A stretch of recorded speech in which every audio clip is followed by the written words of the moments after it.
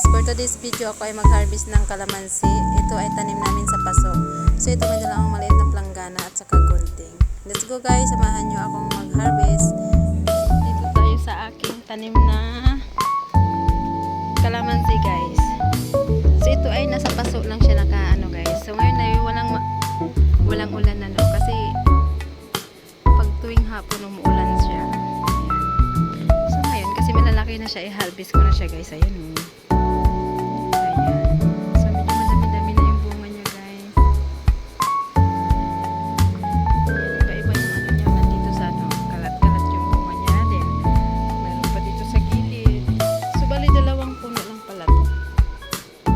Nasa paso lang. Hindi may malunggay pa tayo. So yan ang ating kalamansi guys. Samahan niyo kung mag-harvest.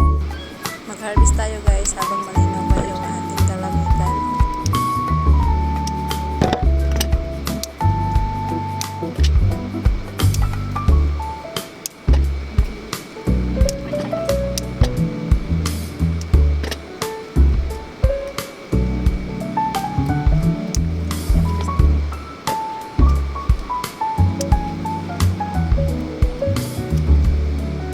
Ito na guys oh.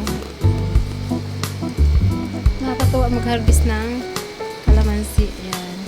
Yun mo, ang lalaki ng bunga guys. So, yan. Ginamitan ko siya ng gunting para hindi siya magpwersa yung mga sanga niya guys. So, ito pa nga isa din. Marami pa siyang maliliit na bunga. Ayan. Maganda rin kasi magtanim-tanim tayo sa ating paso kasi malaking tipid na rin to guys kaysa bibili tayo.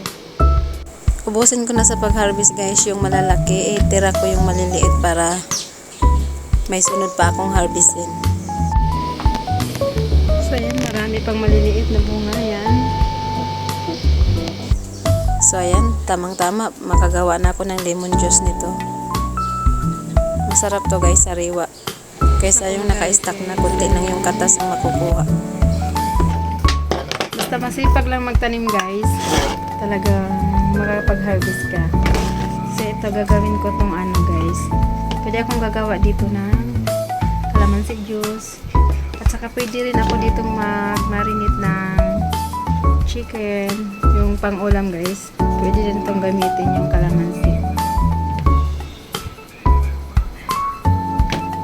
Nakakatuwa lang kasi mahal din to pag bilhin mo sa labas.